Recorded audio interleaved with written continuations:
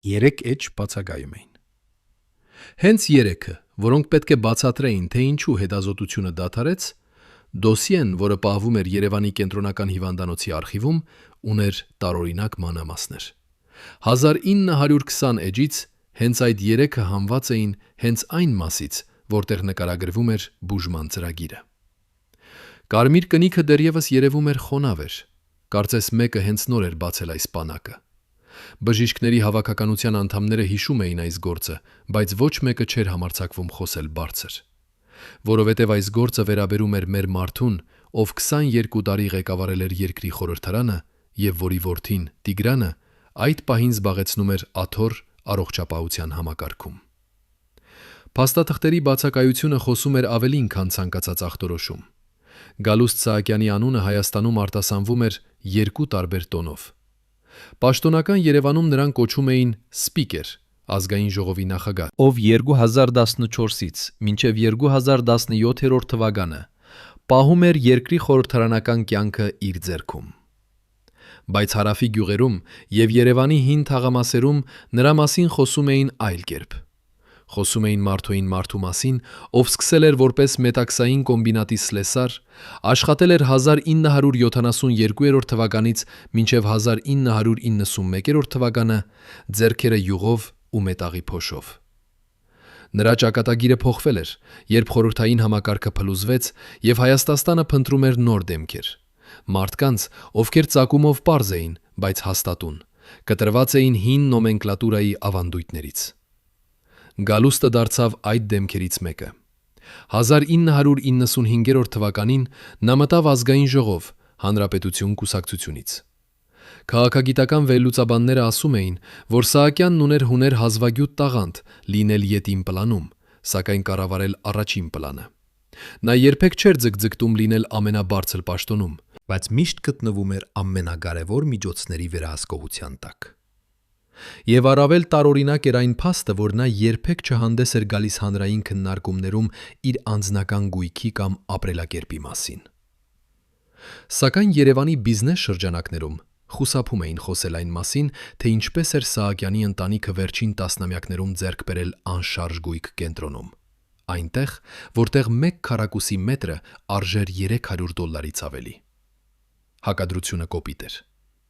Երբ 1998 թվականին Սահակյանն անցավ Միասնություն ֆրակցիա, նա ստանում էր սպիկերի աշխատավարձ, մոտավորապես $500 ամսական։ Սովորական դասախոսի աշխատավարձը Երևանում էր մոտավորապես $50։ Բայց հետո, երբ Սահակյանի որդին Տիգրանը մտավ բժշկական համակարգի կառավարման մեջ եւ ընտանիքը ձեռք բերեց բիզնես շահերի կապեր, այդ հակադրությունը դարձավ ավելի խորը։ Քանի որ Հայաստանում հիվանդանոցների միջին բուժքույրը ստանում էր $300, մինչդեռ մասնավոր կլինիկաներում մեկ հետազոտության արժեքը կարող էր հասնել $200։ Եվ վերահսկում էր այդ գները, եւ որոշում էր, թե ով կարող է հասանելի դարձնել որակյալ բժշկական ծառայություններ։ Բայց Գալուստ Սահակյանի վերջին տարիները ծածկված էին լռությամբ։ Նա հեռացավ հանրային աչքերից 2017 թվականից հետո, երբ ավարտվեց նրա լիազորությունը որպես սպիկեր։ Նա մնաց Հայաստանի Հանրապետական կուսակցության փոխնախագահ, բայց նրա ներկայությունն իրադարձություններում դարձավ հազվագյուտ։ Մարդիկ նկատեցին, որ նա չի ներկայանում նույնիսկ կուսակցական համագումարներում։ Հետո եկան լուրերը. Սահակյանը ծանր հիվանդ է,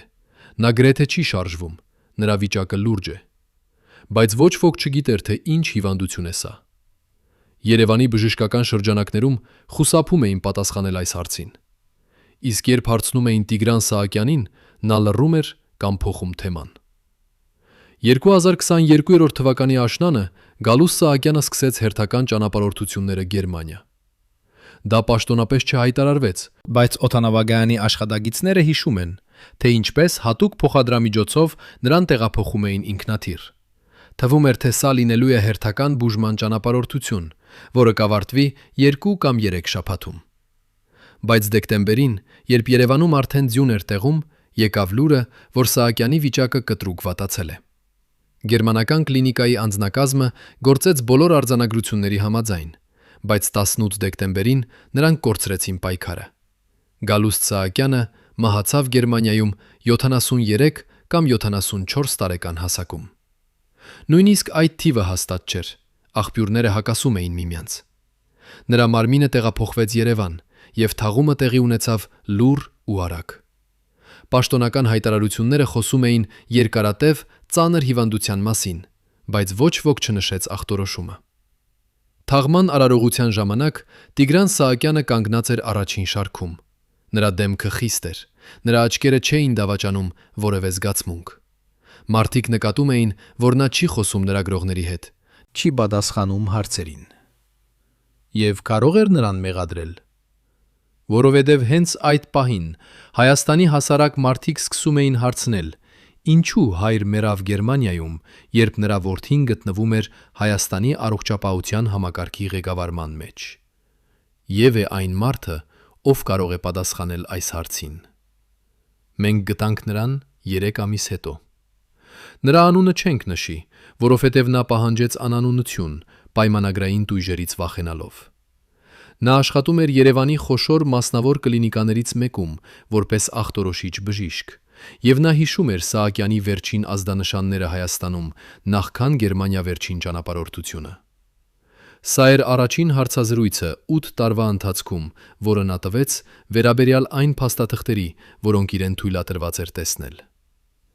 Ես չեմ կարող ասել ախտորոշումը, նա սկսեց, նրա ձեռքերը դողում էին, երբ նա խոսում էր, բայց ես կարող եմ ասել, որ այն, ինչ տեսա վերջին հետազոտություններում, ինձ համար լուրջ մտահոգություն առաջացրեց։ Եվ ես հասկացա, որ Հայաստանում մենք չունենք հավասար ռեսուրսներ այդ մակարդակի բուժման համար։ Նրա խոսքերը բացահայտում էին այն, ինչի մասին հանրությունը չգիտեր։ Գալուս Սահակյանի հիվանդությունը պահանջում էր բարձր տեխնոլոգիական միջամտություն, որը Հայաստանում հասանելի չէր։ Ոչ թե նրանից, որ Հայաստանում չկային լավ բժիշկներ։ Մեր բժիշկները պատրաստված են լավ, նա շարունակեց, բայց մենք չունենք սարքավորումներ, դեղորայք, արձանագրություններ, որոնք օգտագործվում են Եվրոպայում։ Մենք չունենք բյուջե, որ թույլ կտա մեզ ներկրել այդ բոլորը։ Եվ այստեղ սկսվում էր հիմնական հակասությունը։ Որովհետև երբ խոսում ես անհրաժեշտության մասին, դու խոսում ես գումարի մասին, դու խոսում ես որոշումների մասին, դու խոսում ես առաջնահերթությունների մասին։ Եվ է որոշում, թե ինչն է առաջնահերթ Հայաստանի առողջապահության համակարգում։ Պատասխանը կայանում էր այնտեղ, որտեղ առողջապահության նախարարությունը հանդիպում էր քաղաքական կարգավորումների հետ։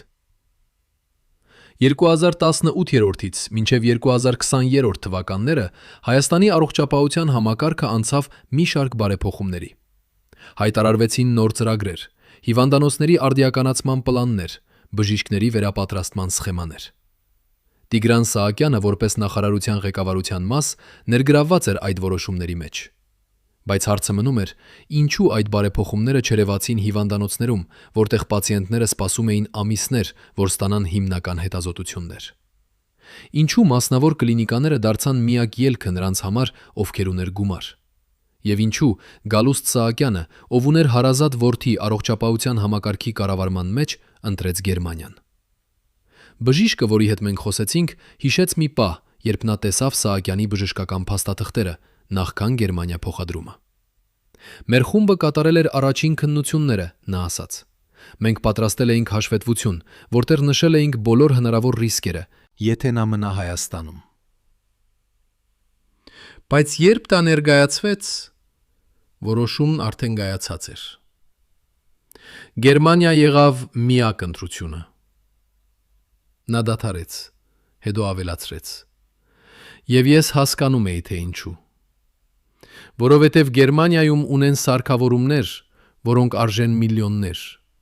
ունեն արձանագրություններ, որոնք թարմացվում են ամեն տարի, ունեն թիմեր, որոնք աշխատում են միմյանց հետ, առանց բյուրոկրատիայի։ Բայց ավելի խորը էր մեկ այլ փաստ։ Գերմանիայի կլինիկաները հայտնի էին նրանով, որ նրանք ընդունում էին միայն այն պացիենտներին, ովքեր կարող էին վճարել բարձր գումարներ։ 100,000 եվրո կամ ավելին էր միջին արժեքը լուրջ հիվանդությունների բուժման համար։ Սա նշանակում էր, որ Գալուստ Սահակյանի ընտանիքը ունեց ռեսուրսներ, որոնք վերազանցում էին միջին հայ ընտանիքի հնարավորությունները։ Հայաստանում, երկրում, որտեղ միջին աշխատավարձը $300 քիչ է, 100,000 եվրո նշանակում է 30 տարի աշխատանք առանց որևէ ծախսի։ Եվ այստեղ էր հակասությունը,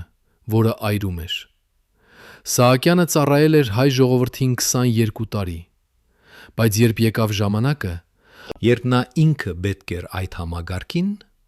նա ընտրեց դուրս գալ Հայաստանից։ Ընտանեկան մերձավորները խուսափում էին պատասխանել այս հարցին։ Երբ Տիգրան Սահակյանին հարցրեցին, նա պատասխանեց հակիրճ. այս անձնական որոշում է։ Բայց անձնական որոշումները դառնում են հանրային խնդիր, երբ այդ անձինք զբաղեցնում են հանրային պաշտոններ։ Եվ երբ այդ որոշումները հակասում են նրան, ինչ նրանք հայտարարում են հանրությանը։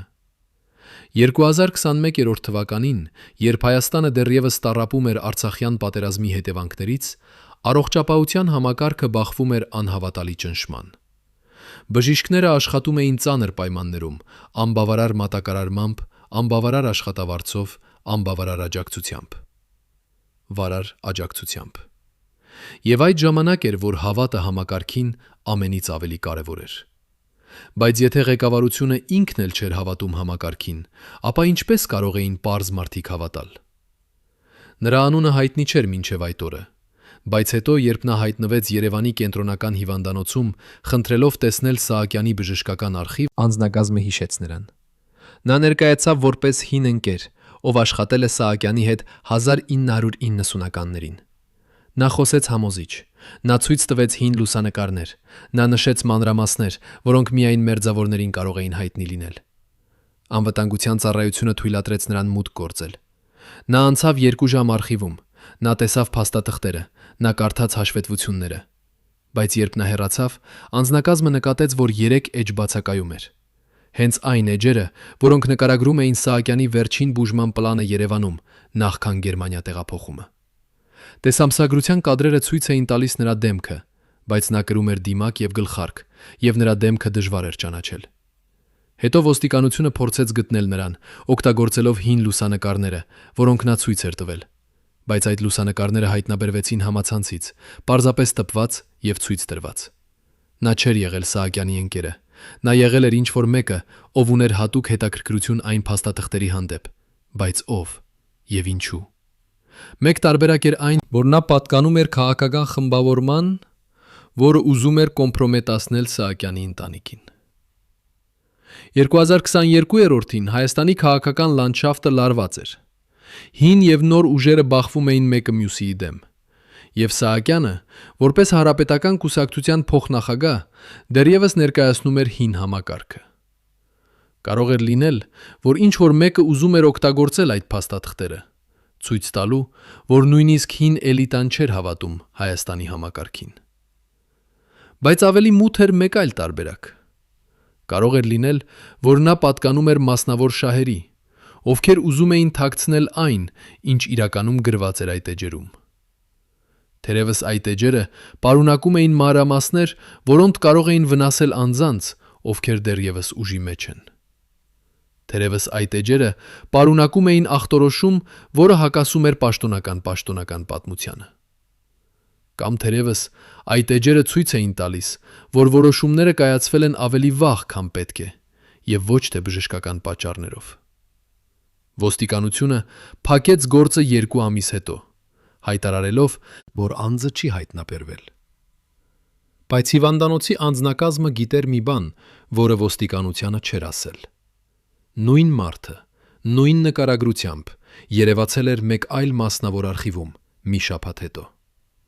Գերմանական կլինիկայի հաշվետվությունը հասավ Երևան մի ամիս հետո։ Փաստաթուղթը պարունակում էր 72 էջ բժշկական տերմինների, ախտորոշիչ կոդերի եւ բուժման արձանագրությունների։ Բայց մեկ բան բացակայում էր՝ վերջնական ախտորոշումը։ Փոխարենը հաշվետվությունը նշում էր բազմակի համակարգային անհամատեղելիություն եւ արագընթաց դեգեներացիա, որոնք բժշկական լեզվով նշանակում էին ամեն ինչ եւ ոչինչ միաժամանակ։ Երևանի բժիշկները, ովքեր ստացան այս փաստաթուղթը, նկատեցին տարօրինակ մանրամասներ։ Բուժման արձանագրությունը, որը կիրառվել էր Գերմանիայում, պահանջում էր դեղորայք, որոնք արժեին 5,000-ից 10,000 եվրո շաբաթական։ Սա նշանակում էր, որ մեկամսյա բուժումը կարող էր արժել 40-ից 60,000 եվրո միայն դեղամիջոցների համար, առանց հաշվի առնելու հիվանդանոցային հարկը, հետազոտությունները, թիմի վարձատրությունը։ Բայց ավելի խորը հարց էր այն, թե ինչու Հայաստանում այս բուժումը հասանելի չէր։ Պատասխանը գտնվում էր այնտեղ, որտեղ համակարգը բախվում էր ռեալությանը։ Հայաստանի առողջապահության նախարարությունը 2018 թվականից սկսել էր ներկրել ժամանակակից դեղորայք, բայց ռեգուլյացիոն պրոցեսները պահանջում էին 2-ից 3 տարի, նախքան մեկ նոր դեղամիջոց հաստատվի օգտագործման համար։ Միևնույն ժամանակ, Եվրոպայում այդ դեղամիջոցները հաստատվում էին 1 տարում։ Եվ այստեղ էր առաջին խորը կրակը։ Երբ մարդը պետք է սպասի 3 տարի, որ ստանա թերապիա, որը կարող էր փրկել նրա կյանքը, ապա այդ սպասումը դառնում է մահվան վճիռ։ Անանուն բժիշկը, որը նախկինում աշխատել էր առողջապահության նախարարության հետ, բացատրեց համակարգի ներսից։ Մենք ունեինք ճնշում երկու կողմից, նա ասաց։ Մի կողմից քաղաքական ղեկավարությունը պահանջում էր արագ բարեփոխումներ, որոնք կարող էին հայտարարվել հանրությանը։ Մյուս կողմից միջազգային արձանագրությունները պահանջում էին համապատասխանություն ստանդարտներին, որոնք պահանջում էին ժամանակ և ռեսուրսներ։ Եվ մենք բժիշկները գտնվում էինք մեջտեղում, փորձելով պահպանել համակարգի հուսալիությունը, երբ մենք գիտեինք, որ այն խախտված է։ Նա հետո ավելացրեց մի բան, որը խոսում էր ավելի լուրջ իրականության մասին։ Երբ Տիգրան Սահակյանը ներգրավված էր նախարարության աշխատանքում, մենք հույս ունեինք, որ իրերը կփոխվեն, որովհետև նա ներսից էր, նա հասկանում էր համակարգի անհրաժեշտությունները։ Բայց հետո մենք նկատեցինք, որ որոշումները կայացվում էին ոչ թե բժշկական հիմքի վրա, այլ բյուջետային սահմանափակումների վրա։ Գերմանական հաշվետվությունը նաև բացահայտեց մի այլ մանրամասն։ Գալուստ Սահակյանի վիճակը բարդացել էր ոչ թե հանկարծակիորեն, այլ աստիճանաբար, վերջին 2 տարիների ընթացքում։ Փաստաթղթերը ցույց էին տալիս, որ առաջին ախտանիշները սկսվել էին 2020 թվականի վերջերին, և որ նա արդեն ստացել էր թերապիա Հայաստանում։ Բայց այդ թերապիան եղել է ստանդարտ, հին արձանագրությամբ, որը չէր տալիս կայուն արդյունք։ Հաջորդ քայլը լիներ ավելի ագրեսիվ բուժում, բայց դրա համար անհրաժեշտ էին դեղորայք, որոնք Հայաստանում հասանելի չէին։ Ուստի որոշումը կայացվեց տեղափոխել պացիենտին այնտեղ, որտեղ այդ թերապիան հասանելի էր։ Բայց որոշումը կայացվեց ուշ։ Գերմանական բժիշկների հաշվետվությունը նշում էր, որ եթե բուժումը սկսվեր 6 ամիս ավելի վաղ, կարող էր լինել այլ արդյունք։ 6 ամիս, որոնք կորցան ոչ թե անձեռն մխելիության պատճառով, այլ որովհետև համակարգը պահանջեց հաստատումներ, ստորագրություններ, համաձայնություններ։ Եվ այստեղ էր հիմնական հարցը, որը այրում էր համակարգի սիրտը։ Եթե Գալուստ Սահակյանը, ով ուներ կապեր, ով ուներ ընտանեկան ռեսուրսներ առողջապահության համակարգում, կորցրեց 6 ամիս բյուրոկրատիայի պատճառով, ապա ինչ տեղի է ունենում պարզ հայի հետ, ով չունի այդ կապերը։ Ինչ տեղի է ունենում այն մարդու հետ, ով ապավինում է պետական հիվանդանոցին, որտեղ հերթը սպասվում է 6 ամսից 1 տարի միայն համակարգչային տոմոգրաֆիայի համար։ Ինչ տեղի է ունենում այն ընտանիքի հետ, որը չունի 100,000 եվրո, ուղարկելու իրենց մերձավորին Գերմանիա։ Վիճակագրությունը խոսում էր ինքը իր փաստով։ 2022 թվականին Հայաստանում մահացավ մոտավորապես 25,000 մարդ։ Դրանցից մոտավորապես 7,000-ը մահացավ սիրտ-անոթային հիվանդություններից և 3,000-ը քաղցկեղից։ Բժիշկները գնահատում էին, որ եթե բոլորը ունենային հասանելիություն ժամանակակից թերապիայի, մահացության մակարդակը կարող էր նվազել 20 կամ 30%-ով։ Սա նշանակում էր 2 կամ 3,000 մարդու կյանք տարեկան։ 2 կամ 3,000 ընտանիք, որոնք կարող էին ունենալ իրենց հարազատներին ավելի երկար։ Բայց համակարգը շարունակեց աշխատել հին եղանակով, և մարդիկ շարունակեցին մահանալ լռությամբ։ Երևանի հին թաղամասերում խոսում էին տարօրինակ պատմությունների մասին։ Մեկը ասում էր, որ Սահակյանի տունը մի քանի օր մինչև նրա մահը լուսավորված էր ամբողջ գիշեր, թեև բոլորը գիտեին, որ նա գտնվում էր Գերմանիայում։ Ուրիշը պատմում էր, որ տեսել է 2 սև մեքենա, որոնք կանգնած էին տան դիմաց, մոտորները միացված, բայց ոչ ոք չէր իջնում։ Երրորդը խոսում է լուրերի մասին, որ Սահակյանի անձնական քարտուղարը հայտնաբերվել էր արցունքների մեջ, հին եկեղեցու մոտ, խոսելով մեկի հետ, ում ոչ ոք չէր տեսնում։ Այս պատմությունները հնչում էին ժողովրդական ֆանտազիա, բայց դրանք արտացոլում էին ավելի խոր անհանգստություն։ Մարդիկ չէին հավատում պաշտոնական տարբերակին։ Նրանք զգում էին, որ ինչ-որ բան թաքնված է, եւ այդ զգացումը ստեղծում էր պատմություններ, փորձելով լրացնել բացերը։ Բայց կար մեկ պատմություն, որը չէր հարմարվում ֆանտազիայի կատեգորիայի մեջ։ Այն պատկանում էր կնոջը, ով աշխատում էր Սահակյանի տան մերձակայքում, որպես մաքրող։ Նա պատմեց, որ 2022 թվականի նոյեմբերի սկզբին, երբ Սահակյանը դեռ Երևանում էր, նա տեսավ ինչ-որ բան տարօրինակ։ Ես աշխատում էի առավոտյան վաղ, նա ասաց, մոտավորապես 6 ժամ, եւ ես տեսա, որ մի խումբ մարդիկ մտան տուն, բոլորը սպիտակ հագուստով։ Ես մտածեցի, որ նրանք բժիշկներ են, որ եկել են ստուգման, բայց հետո ես նկատեցի, որ նրանք բժիշկներ են, որ եկել են ստուգման, բայց հետո ես նկատեցի, որ նրանք բժիշկներ են, որ եկել են ստուգման, բայց հետո ես նկատեցի, որ նրանք բժիշկներ են, որ եկել են ստուգման, բայց հետո ես նկատեցի, որ նրանք բժիշկներ են, որ եկել են ստուգման, բայց հետո ես նկատեցի, որ նրանք բժիշկներ են, որ եկել են ստուգման, բայց այլ ինչ-որ երկար արկղներ, որոնք ծածկված էին սուրբ կտորներով։ Նա դադարեց, հետո շարունակեց. Ես հարցրեցի անվտանգության աշխատակցին, թե ովքեր են նրանք։ Նա ինձ ասաց. մի հարցրու, պարզապես աշխատիր։ Բայց ես լսեցի, որ նրանք խոսում էին եկեղեցական թեմաներով, խոսում էին օրհնության եւ պաշտպանության մասին։ Հայ մշակույթում, երբ մեկը ծանր հիվանդ է, ընտանիքը հաճախ դիմում է եկեղեցական արարողություններին։ Սա ավանդույթ է, որը տարածված է ոչ միայն գյուղերում, այլև քաղաքում։ Բայց Սահակյանը ծանոթ էր որպես մարդ, ով պահպանում էր դիստանցիա եկեղեցական ինստիտուտների հետ։ Նա երբեք չէր եղել հայտնի որպես կրոնավոր անձ, ուստի այդ արարողության մանրամասնությունը հարուցեց հետաքրքրություն։ Հետո եկավ երկրորդ մանրամասնությունը։ Մի քանի օր հետո, երբ Սահակյանը տեղափոխվեց Գերմանիա, նույն եկեղեցական խումբը վերադարձավ տուն եւ կատարեց մի այլ արարողություն։ Այս անգամ արարողությունը տունը տևեց 2 ժամ, եւ հարևանները լսեցին երգերի եւ աղոթքների ձայները։ Մեկը նկատեց, որ երբ եկեղեցականները հեռացան, նրանցից մեկը թողեց փոքրիկ տուփ տան մուտքի մոտ, ծածկված կարմիր գործվածքով։ Այդ տուփը մնաց այնտեղ մինչև Սահակյանի մահը, եւ հետո ինչ-որ մեկը վերցրեց այն։ Այս դետալները կարող էին մեկնաբանվել երկու ձևով։ Կամ ընտանիքը փորձում էր օգտագործել բոլոր հնարավոր միջոցները, նույնիսկ հոգևոր աջակցությունը, որպիսի փրկի գալուստին։ Կամ դա հնչեց ինչ-որ բան ավելի խորը։ Ընտանիքը ճանաչում էր, որ բժշկական համակարգը անբավարար էր եւ դիմում էր այլ ուժերի։ Եկեղեցու անդամները, երբ հարցվեցին, հրաժարվեցին մեկնաբանել։ Նրանք ասացին, որ անձնական արարողությունները մնում են գաղտնի, բայց մեկ հոգևորական, ով խոսեց անանուն պայմանով, բացատրեց ավելին։ Երբ ընտանիք դիմում է մեզ այսպիսի դեպքերում, նա ասաց, դա նշանակում է, որ նրանք կորցրել են հույսը մարդկային միջոցների վրա։ Նրանք փնտրում են Աստծո միջամտությունը։ Բայց նաև դա նշանակում է, որ նրանք պատրաստվում են վերջին հրաժեշտին։ Վերջին հրաժեշտը եկավ դեկտեմբերի 18-ին, բայց այն, ինչ խոսվեց այդ օրը, մնաց հարցական նշանի տակ։ Երբ լուրը հասավ Երևան, առաջին հայտարարությունները խոսեցին կտրուկ վատացման մասին։ Բայց գերմանական կլինիկայի ներսից աղբյուրները ասացին, որ վատացումը սկսվել էր 3 օր առաջ, եւ որ բժիշկները արդեն նախազգուշացրել էին ընտանիքին։ Ինչու ապա պաշտոնական հայտարարությունները խոսեցին կտրուկ վատացման մասին։ Պատասխանը կարող էր լինել պարզ,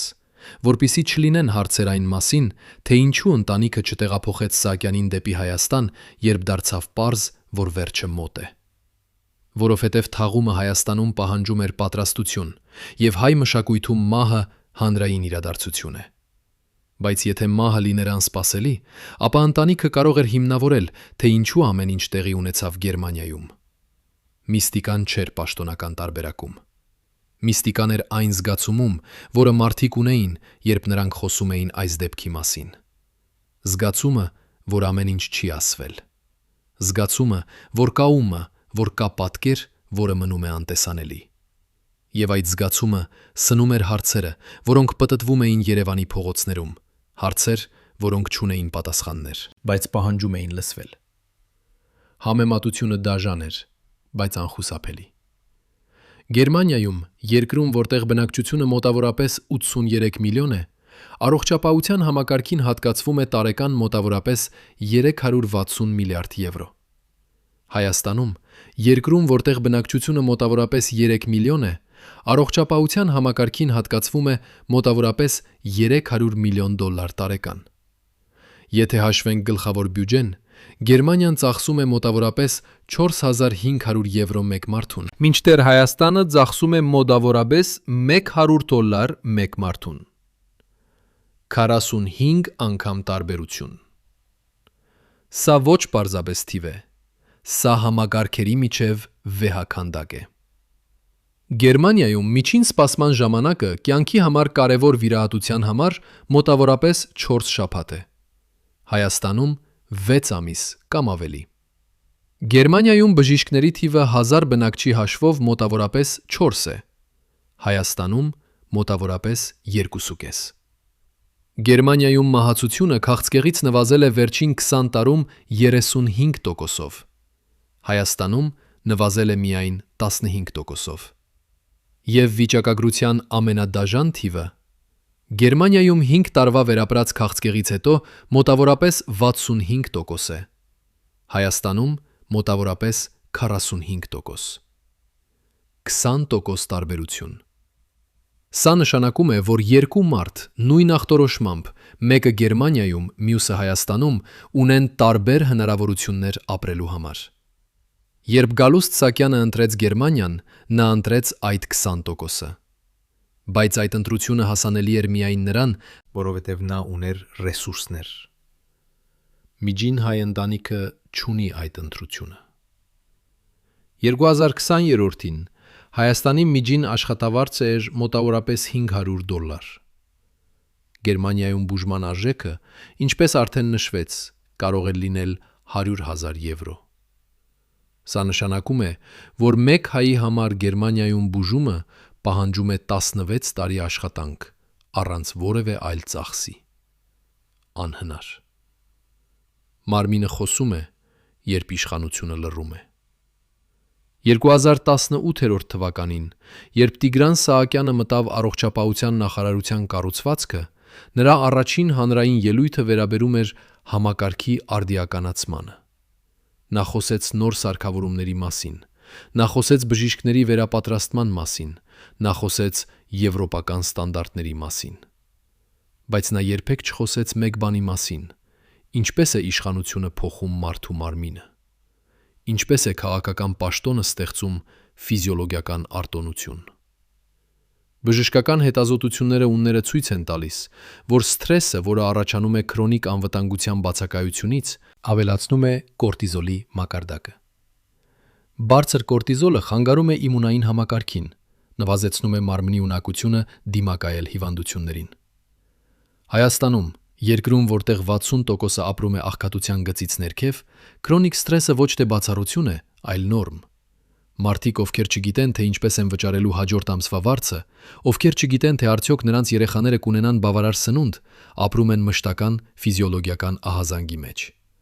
Իսկ այդ ահազանգը սպանում է դանդաղ, անտեսանելի, բայց անխուսափելի։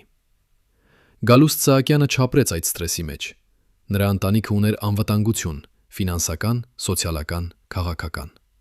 Բայց նույնիսկ այդ անվտանգությունը չփրկեց նրան, որովհետև իշխանությունը ստեղծում է մեկ այլ տեսակի սթրես՝ վերահսկողության սթրեսը։ Երբ դու պատասխանատու ես հազարավոր որոշումների համար, երբ դու գիտես, որ քո ստորագրությունը կարող է փոխել մարդկանց կյանքը, երբ դու պահում ես գաղտնիքներ, որոնք չեն կարող հրապարակվել, այդ բեռը կուտակվում է մարմնում։ Հետազոտությունները ցույց են տալիս, որ քաղաքական ղեկավարները ունեն բարձր մակարդակի սրտանոթային հիվանդությունների ռիսկ։ Ոչ թե նրանց ապրելակերպի պատճառով, այլ նրանց պաշտոնի հոգեբանական բեռի պատճառով։ Բայց կա երրորդ տեսակի սթրես, որի մասին ոչ ոք չի խոսում։ Դա հակասության սթրեսն է։ Երբ դու հանրորեն հայտարարում ես մեկ բան, բայց անձամբ գործում ես այլ կերպ։ Երբ դու ասում ես, որ համակարգը բարելավվում է, բայց դու ինքդ չես օգտագործում այդ համակարգը։ Երբ դու խոսում ես հավատի մասին, բայց դու ինքդ չես հավատում։ Այդ հակասությունը ստեղծում է ներքին ճեղքում, որը մարմինը զգում է նախքան միտքը կճանաչի, եւ այդ ճեղքումը կարող է դառնալ ֆիզիկական հիվանդություն։ Երևանի հոգեբանական ինստիտուտի հետազոտողը, ով ուսումնասիրել է քաղաքական էլիտայի սթրեսի օրինաչափությունները, բացատրեց մեզ անանուն պայմանով. «Մենք տեսնում ենք օրինաչափություն», նա ասաց։ Մարդիկ, ովքեր զբաղեցնում են բարձր պաշտոններ երկար ժամանակ, սկսում են ցուցաբերել ֆիզիոլոգիական փոփոխություններ։ Նրանց քնի ռեժիմը խանգարվում է, նրանց ախորժակը փոխվում է, նրանց մարմինը սկսում է արձագանքել անսովոր կերպով։ Բայց ամենահետաքրքիրը այն է, որ այս փոփոխությունները ուժեղանում են, երբ կա անհամապատասխանություն նրանց հանրային և անձնական վարքագծի միջև։ Նա դադարեց, հետո շարունակեց. Մարմինը գիտե, երբ դու ապրում ես սուտի մեջ, և նա պատժում է քեզ դրա համար։ Գալուստ Սահակյանի մարմինը խոսեց իր վերջին տարիներին։ Նրա քաշը նվազեց, նրա դեմքը գունատվեց, նրա շարժումները դանդաղեցին։ Մարդիկ, ովքեր տեսան նրան 2020-ին, ասում էին, որ նա նման էր ստվերի, բայց ոչ ոք չհարցրեց, ինչ էր այդ ստվերը։ Արդյոք դա միայն ֆիզիկական հիվանդություն էր, թե ինչ-որ բան ավելի խորը։ Արդյոք դա էր 22 տարվա քաղաքական կյանքի կուտակված բեռը։ Արդյոք դա էր գիտակցությունը, որ համակարգը, որին նա ծառայել էր, չէր ծառայում նրան։ Հակադրությունը դարձավ տեսանելի դեկտեմբերի 18-ին։ Երբ Գալուստ Սահակյանի մարմինը տեղափոխվեց Երևան, այն անցավ գերմանական օդանավակայանից, որտեղ անձնագազմը վարժված է վարվել մարմինների հետ արգելքով և արձանագրությամբ։ Հետո այն անցավ Զվարթնոց օդանավակայանից, որտեղ հայ մաքսային ծառայությունը կանգնեցրեց ամեն ինչ, հարգանքի նշան։ Հետո այն տեղափոխվեց Երևանի կենտրոն, որտեղ փողոցները փակվեցին, որպեսզի թաղման շքերթը կարողանա անցնել։ Իշխանությունը ցույց տվեց հարգանք մարմնի նկատմամբ։ Բայց որտեղ էր այդ հարգանքը, երբ մարմինը դեռ կենդանի էր։ Որտեղ էր այդ հարգանքը, երբ համակարգը, որը պետք է պաշտպաներ այդ մարմինը, ստիպեց այն փախչել երկրից։ Թաղման ժամանակ Տիգրան Սահակյանը կանգնած էր առաջին շարքում, նրա դեմքը քարացած էր։ Մարդիկ նկատեցին, որ նա չէր լացում։ Հայ մշակույթում, երբ հայրը մահանում է, որդին պետք է ցույց տա վիշտ, բայց Տիգրանը չցույց տվեց։ Արդյոք դա էր ուժ, թե ինչ-որ բան այլ։ Արդյոք դա էր վերահսկողություն, թե անզգայություն։ Հոգեբանները ասում են, որ երբ մարդը չի կարող արտահայտել վիշտ, դա նշանակում է, որ նա արդեն սպառել է իր էմոցիոնալ ռեսուրսները, կամ դա նշանակում է, որ նա պաշտպանվում է ինչ-որ բանից, որը չի կարող ընդունել։ Մարմինը խոսում է, երբ բերանը լռում է։ Եվ Գալուստ Սահակյանի մարմինը խոսեց իր վերջին ուերձը. համակարգը, որը ես օգնեցի կառուցել, չփրկեց ինձ։ Արխիվները պահում են այն, ինչ պատմությունը փորձում է մոռանալ։ Երևանի կենտրոնական պետական արխիվում 4-րդ հարկում սենյակ 311-ում պահվում է հավաքածու, որը կոչվում է Առողջապահության համակարգի բարեփոխումներ 2018-ից մինչև 2022։ Հավաքածուն պարունակում է 2600 փաստաթուղթ, հաշվետվություններ, հանձնարարականներ, համաձայնագրեր, նամակագրություններ։ Դրանցից մեծ մասը պաշտոնական լեզվով գրված է, լի է տերմինաբանությամբ, որը թաքցնում է իրականությունը։ Բայց եթե կարդաս ուշադիր, եթե համեմատես ամսաթվերը, եթե հետևես ստորագրություններին, սկսում ես տեսնել օրինաչափություն։ 2018 թվականի մարտի 12-ին Առողջապահության նախարարությունը հրապարակեց հաշվետվություն ժամանակակից դեղորայքի ներմուծման ծրագիր։ Փաստաթուղթը նշում էր, որ Հայաստանը պլանավորում է ներկրել 35 նոր դեղամիջոց, որոնք հաստատված են Եվրոպական դեղագործական գործակալության կողմից։ Ծրագիրը պահանջում էր $3 միլիոն բյուջե և 18 ամիս ժամանակ։ Փաստաթուղթը ստորագրված էր նախարարի կողմից, բայց ներքևում կար երկրորդ ստորագրություն՝ Տիգրան Սահակյանի, որպես համակարգող։ 6 ամիս հետո, սեպտեմբերի 20-ին, եկավ երկրորդ փաստաթուղթը։ Ծրագրի ժամկետների վերանայում։ Այս փաստաթուղթը նշում էր, որ ծրագիրը հետաձգվում է 12 ամսով, ֆինանսական սահմանափակումների պատճառով։ Բյուջեն նվազեցվել էր $3 միլիոնից $1 միլիոն $500,000։ Դեղամիջոցների ցանկը կրճատվել էր 35-ից 18-ի։ Փաստաթուղթը ստորագրված էր նույն անձանց կողմից, բայց այս անգամ Տիգրան Սահակյանի ստորագրությունը եղել է առաջինը։ 2019 թվականի փետրվարի 28-ին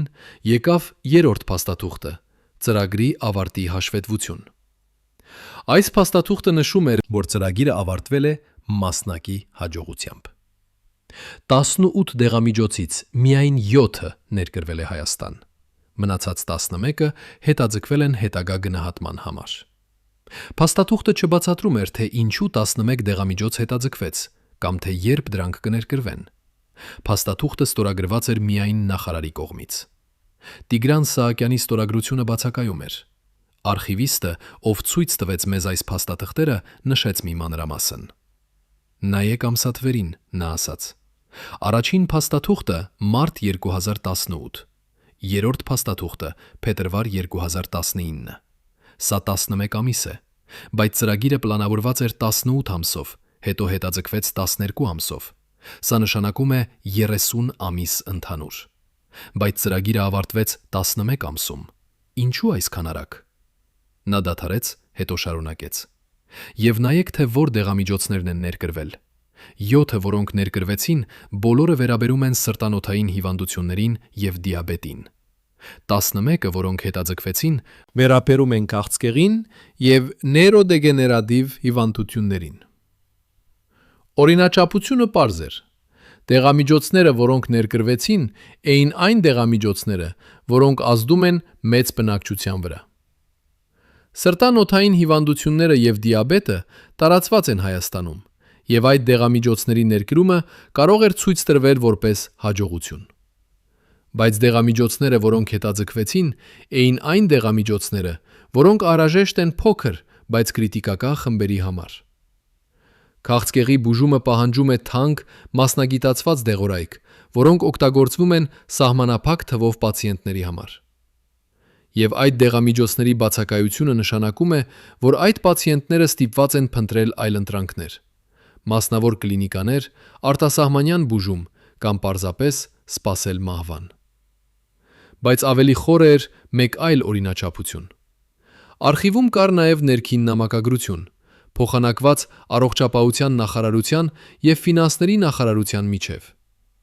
Մեկ նամակում, գրված 2018 թվականի հուլիսի 15-ին, Ֆինանսների նախարարությունը նշում էր, որ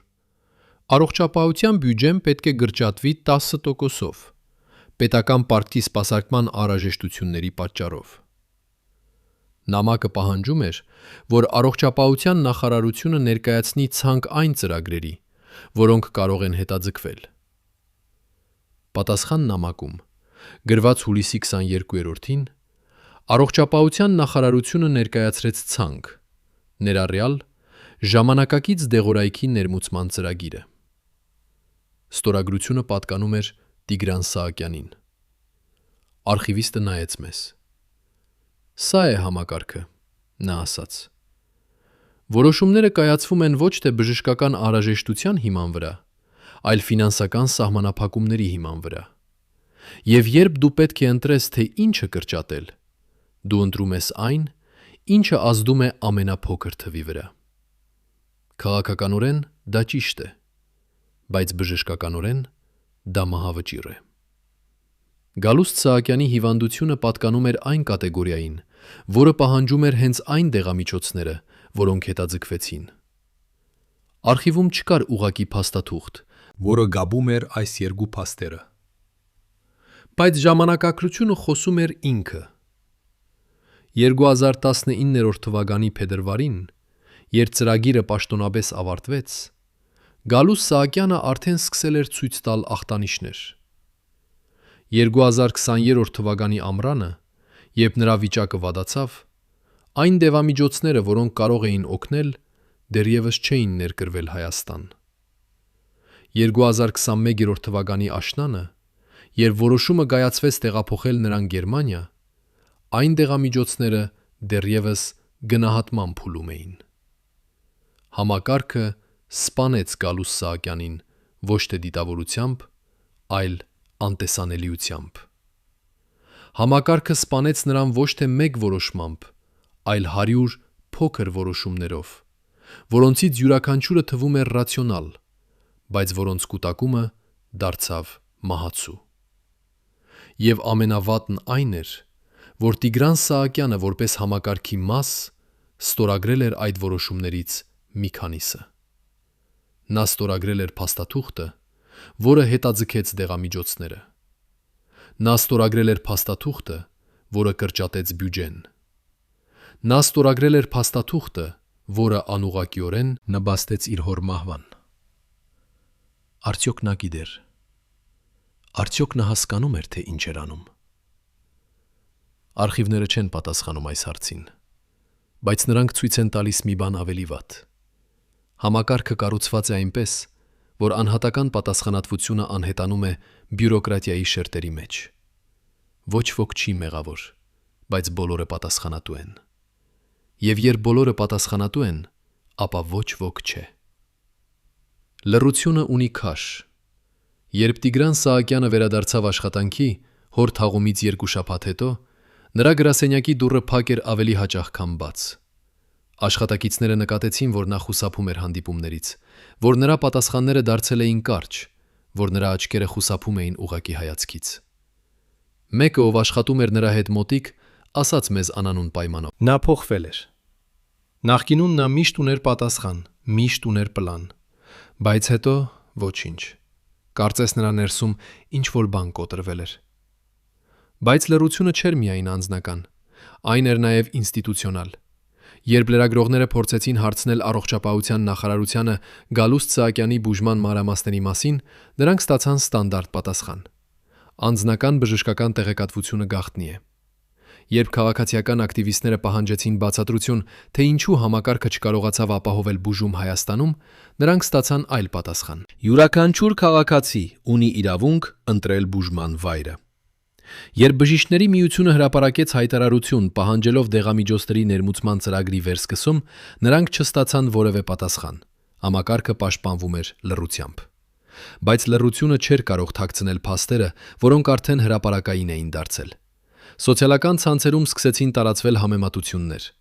Մեկը հրապարակեց լուսանկար Երևանի կենտրոնական հիվանդանոցի հերթից, մարդիկ սպասում էին 6 ժամ, որպեսզի տեսնեն բժշկի։ Մեկ այլ անձ հրապարակեց իր մոր բժշկական հաշիվը՝ $3000 մասնավոր կլինիկայում հետազոտության համար, որը պետական հիվանդանոցում անհասանելի էր։ Երրորդը հրապարակեց վիճակագրություն. Հայաստանում տարեկան մահանում է մոտավորապես 200 մարդ, որոնք սպասում են օրգանների փոխպատվաստման, որովհետև համակարգը չունի բավարար ռեսուրսներ։ Բայց ամենահզոր հրապարակումը եկավ անսպասելի աղբյուրից։ 2023 թվականի փետրվարի սկզբին անանուն բժիշկը, ով նախկինում աշխատել էր առողջապահության նախարարության հետ, հրապարակեց երկար գրառում Facebook-ում։ Գրառումը սկսվում էր պարզ հարցով. Եթե նախարարության փոխնախարարի հայրը չի կարող բուժվել Հայաստանում, ապա ով կարող է։ Հետո նա շարադրեց ամբողջ պատմությունը՝ դեղամիջոցների ծրագրի հետաձգումը, բյուջեի կրճատումները, ստորագրությունները, որոնք կապում էին Տիգրան Սահակյանին այդ որոշումներին։ Գրառումը ավարտվում էր մեկ այլ հարցով. Քանի հայ պետք է մահանա, նախքան համակարգը փոխվի։ Գրառումը տարածվեց հրաշալի արագությամբ, 24 ժամում այն ստացավ 10,000 տարածում, 500 մեկնաբանություն, 300 հրապարակում այլ էջերում։ Մարդիկ սկսեցին կիսվել իրենց սեփական պատմություններով։ Մեկը գրեց իր քրոջ մասին, ով մահացավ քաղցկեղից, որովհետև չկարողացավ վճարել քեմոթերապիայի համար։ Մեկ այլ անձ գրեց իր հոր մասին, ով կորցրեց տեսողությունը, որովհետև դիաբետի դեղամիջոցները անհասանելի էին։ Երրորդը գրեց իր երեխայի մասին, ով ծնվեց սրտի արատով եւ ում վիրահատությունը պահանջեց $15,000, գումար, որը ընտանիքը հավաքեց 3 տարում։ Համակարգը չէր կարող այլևս լռել։ 2023 թվականի փետրվարի 12-ին առողջապահության նախարարությունը հրապարակեց պաշտոնական հայտարարություն։ Հայտարարությունը նշում էր, որ նախարարությունը հանձնառու է բարելավել առողջապահության ծառայությունները, որ նոր ծրագրեր մշակվում են, որ բյուջեն կավելանա հաջորդ տարում։ Բայց հայտարարությունը չպատասխանեց հիմնական հարցին. ինչու Գալուստ Սահակյանը չկարողացավ բուժվել Հայաստանում։ Հայտարարությունը չնշեց Տիգրան Սահակյանի անունը։ Հայտարարությունը չխոստացավ կոնկրետ փոփոխություններ։ Հանրությունը չհավատաց։ Սոցիալական ցանցերում մարդիկ սկսեցին պահանջել Տիգրան Սահակյանի հրաժարականը։ Նրանք ստեղծեցին hashtag հավատք կորցրինք, որը դարձավ տրենդ 3 օր։ Նրանք կազմակերպեցին փոքր բողոքի ակցիա առողջապահության նախարարության դիմաց, մոտավորապես 200 մարդ, ովքեր պահում էին պաստառներ։ Եթե նրանք չեն հավատում համակարգին, ինչու մենք պետք է հավատանք։ Բժշկություն բոլորի համար, ոչ միայն էլիտայի համար։ Տիգրան, պատասխանիր։ Բողոքը տևեց 2 ժամ, հետո ոստիկանությունը խնդրեց մարդկանց ցրվել։ Բայց նրանց ուղերձը մնաց։ Համակարգը կորցրել էր հավատարմությունը, եւ այդ կորուստը չէր կարող վերականգնվել հայտարարություններով։ Գերմանական կլինիկայի վերջնական հաշվետվությունը հասավ Երևան 2023 թվականի մարտին։ Փաստաթուղթը, որը մենք ստացանք անանուն աղբյուրից, պարունակում էր մանրամասներ, որոնք երբեք չհրաբարակվեցին։ Հաշվետվությունը նշում էր, որ Գալուստ Սահակյանի բուժման ընդհանուր արժեքը եղել է մոտավորապես 120,000 եվրո։ Դրանից 60,000-ը գնացել է դեղամիջոցների վրա, 40-ը հիվանդանոցային հարկի վրա, 20-ը բժշկական թիմի եւ հետազոտությունների վրա։ Հաշվետվությունը նաև նշում էր, որ բուժումը սկսվել է ուշ փուլում եւ որ ավելի վաղ միջամտությունը կարող էր բարելավել արդյունքը։ 120,000 եվրո։ Հայաստանում, երկրում, որտեղ միջին տարեկան եկամուտը մոտավորապես $4,000 է, այս գումարը ներկայացնում է 30 տարի աշխատանք միջին քաղաքացու համար։ Բայց Սահակյանի ընտանիքի համար այս գումարը հասանելի էր։ Հարցը չէր այն, թե ինչպես նրանք ունեին այդ գումարը։ Հարցը էր այն, թե ինչու համակարգը, որին Տիգրանը ծառայում էր, չէր կարող ապահովել նույնիսկ մի մասը այդ բուժման։ Պատասխանը գտնվում էր թվերում։ 2022 թվականին Հայաստանի առողջապահության բյուջեն եղել է մոտավորապես $300 միլիոն։ Բնակչությունը մոտավորապես 3 միլիոն։ Սա նշանակում է $100 մեկ մարդուն։ Գերմանիայում համապատասխան թիվը մոտավորապես 4500 եվրո է։ 45 անգամ տարբերություն։ Բայց տարբերությունը ոչ միայն գումարի մեջ էր, այն նաև էֆեկտիվության մեջ էր։ Հայաստանում առողջապահության բյուջեի մոտավորապես 40%-ը գնում է վարչական ծախսերի վրա՝ աշխատավարձեր, շենքեր, բյուրոկրատիա։ 60%-ը գնում է ուղղակի ծառայությունների վրա՝ դեղամիջոցներ, սարքավորումներ, բուժում։ Գերմանիայում համապատասխան թվերը 15 եւ 85% են։ Սա նշանակում է, որ Հայաստանում յուրաքանչյուր դոլարից միայն 60 ցենտ հասնում է պացիենտին, մինչդեռ Գերմանիայում 85 ցենտ։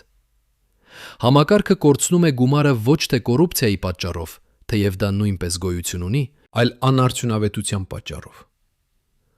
Բայց ավելի խորը խնդիրը էր առաջնահերթությունների մեջ։ 2022 թվականին Հայաստանի առողջապահության նախարարությունը ծախսեց մոտավորապես $10 միլիոն նոր վարչական շենքի վրա Երևանի կենտրոնում։ Նույն տարում նախարարությունը մերժեց հարցումը գնել 2 նոր MRT սարքավորում մարզային հիվանդանոցների համար։ Յուրաքանչյուրը արժեր մոտավորապես $1 միլիոն։ Որոշումը հիմնավորվեց նրանով, որ բյուջեն սահմանափակ է, բայց բյուջեն բավարար էր վարչական շենքի համար։ Այս որոշումները կայացվեցին կոմիտեում, որտեղ Տիգրան Սահակյանը ներկայացնում էր առողջապահության նախարարությունը։ Նա քվեարկեց շենքի օգտին։ Նա քվեարկեց մռած սարքավորումների դեմ։ Արձանագրությունները, որոնք մենք ստացանք, ցույց են տալիս նրա պատճառաբանությունը։ Վարչական ենթակառուցվածքը անհրաժեշտ է համակարգի արդյունավետության համար, բայց արդյունավետությունը չի չափվում շենքերով, այն չափվում է արդյունքներով, եւ արդյունքները խոսում էին ինքնին։ 2022 թվականին Հայաստանում մահացավ մոտավորապես 7000 մարդ սրտանոթային հիվանդություններից։ Գերմանիայում համեմատելի բնակչության համար այդ թիվը կլիներ մոտավորապես 4000։ Տարբերությունը 3000 կյանք։ 3000 ընտանիք, որոնք կորցրին իրենց մերձավորներին, որովհետև համակարգը ընտրեց շենքեր սարքավորումների փոխարեն։ 3000 մարդ, ովքեր կարող էին ապրել, եթե առաջնահերթությունները լինեին այլ։ Գալուստ Սահակյանը դարձավ այդ 3000-ից մեկը, բայց նրա դեպքը տարբերվում էր։